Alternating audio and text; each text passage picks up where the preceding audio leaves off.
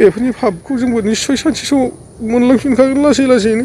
धोरोमनि नामाव बिखेख करि ख्रिस्टान धोरोमनि मानसिफोरखौ बियो गावनि मानसि होनना पकेटाव सोना लाना बेरायबाय थायो। नैबे सिगाङाव होनाय भिडिअ एन्ट्रिखौ नोंथांमोना गोबाङानो नुखाबाय आरो गोबाङानो नुवाखैबो जानांगौ।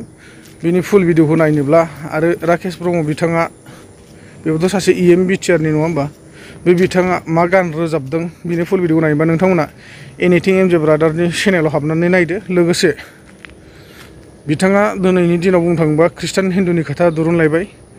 सोरबा आनो जा सोरबा एमएलएआनो जा बिपिएफनि आमोलाव बा बिपिएफनि मानसि खामानि मावनायखौ लानानै दिनै ख्रिस्टानफोरखौ गेजेराव सोसनदों, ख्रिस्टान धोरोमखौ गेजेराव लाबोफादों।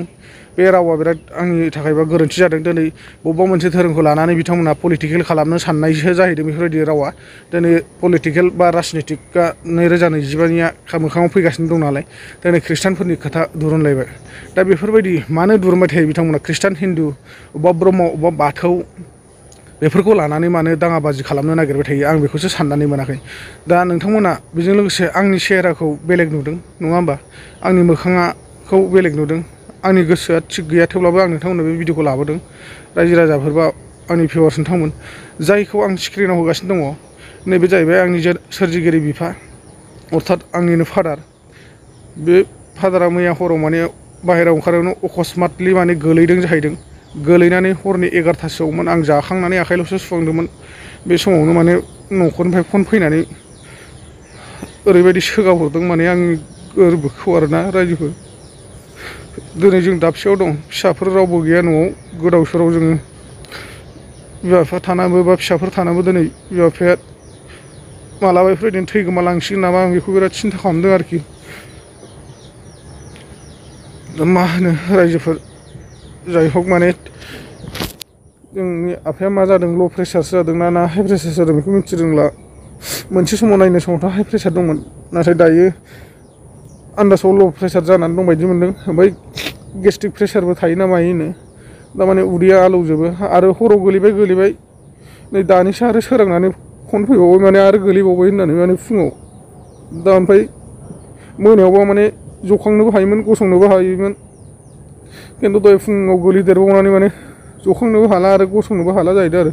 दा खाथियावथ' जोंनाव सरकारि डाक्टार बा हस्पिटाल मोजां गैया दायो, थेवब्लाबो जेने थेने मालायनाव फैसा एसे नागिरनानैबाबो आङो एसे मेनेज खालामनानै माने डाक्टार लायनो हरदों। इसोरनि अननायाव मा जासै। दा जोंबो गाबोन थांगासिनो दङ, जोंबो मोनसे जायगायावसो दंफैयो, हासिनानै दङ होनजायो दा। जेन'बा थांनो होनबा थांब्रबनो हाया, आं मेघालयआव दंफैयो। बेराफारसे आंनि फिसाजोबो दंफैयो, आं फिसाजोनि थाखायबो बे साननैसो टेनसन जागासिनो दंखायो। बे टेनसन सायाव माने डाबल टेनसन जादों।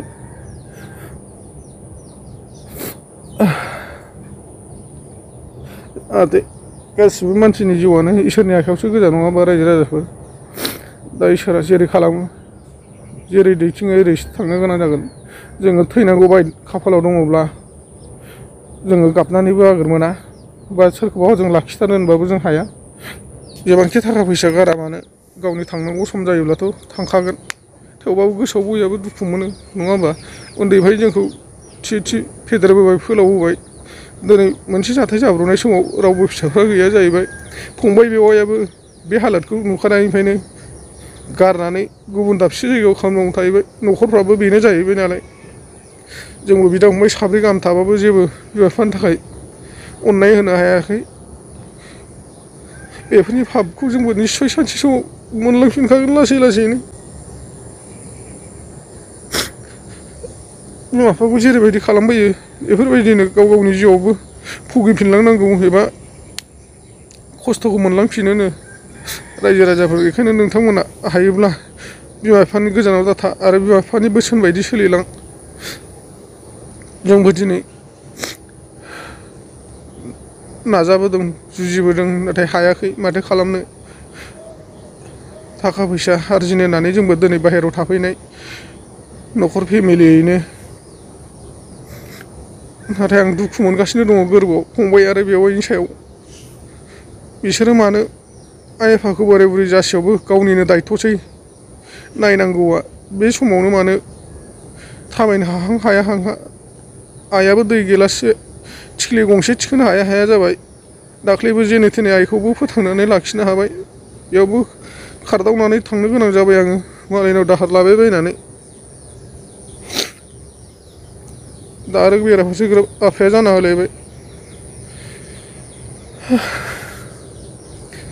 गासिबो इसोरनि आखायाव हगारना होबाय आं मा खालामो खालामलांथोंसै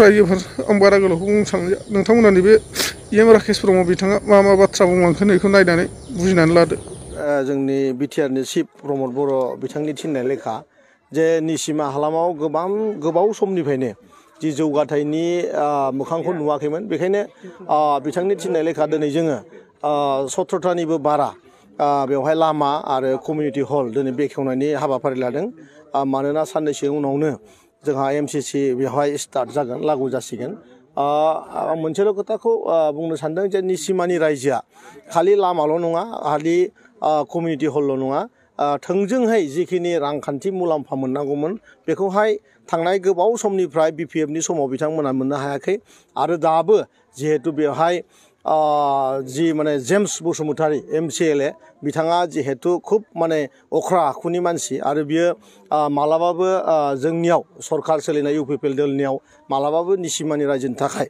जेबो दिनैहालागै बिफेराखै बिथाङा गावखौनो बिराद माने अहंकारि टाइपनि मोनसे राजनितिकबिद बायदि बे निसिमा ओनसोलखौ बाहायगासिनो दं आं मोनसे आपिल खालामगोन फैगौ बाइ इलेक्सनाव निसिमानि साफ्रोमबो बुजिनाय रायजो राजाफ्रा आरो आंनि आइ आफामोनहा जेन गासैबो मोनसे जौगाथाय मुलुग मोनसे गोदान सानखांथि जि साननायजों जों UPPL दोलोआ जोंनि समाजखौ दैदेनगासिनो दं गासिबो जेन UPPLनो भट होयो आं दिनैनो बे खोथाखौ आपिल खालामगोन आरोखि बेखौथ' जि अपोजिसन दङ BPFआ हदाय बिथांमोना जोंनि गाज्रिखौनो बुंखागोन जे UPPLआ मोजां खामानि मावदों दिनै 17था निसिमायाव लामा जोङो अन्थाइनि लामा आरो प्लास कमिउनिटि हल बेफोरबायदि गोबां आरो साननैसो आगोलाव बेवहाय गोबां मानसिनो साइकेल होनाय जादों जोंनि आइ आबौमोनखौ जोङो बेवहाय अमा होदों जों बेवहाय खुन्दुं होदों थ' बेबायदिनो 40ता समस्तियाव बे हाबाफारिया जादोंमोन खालि बेवहाय जिहेतु BPFनि MCLA जेम्स बसुमतारीया जेबो मावगुबै मावनो रोंथारि सासे सुबुं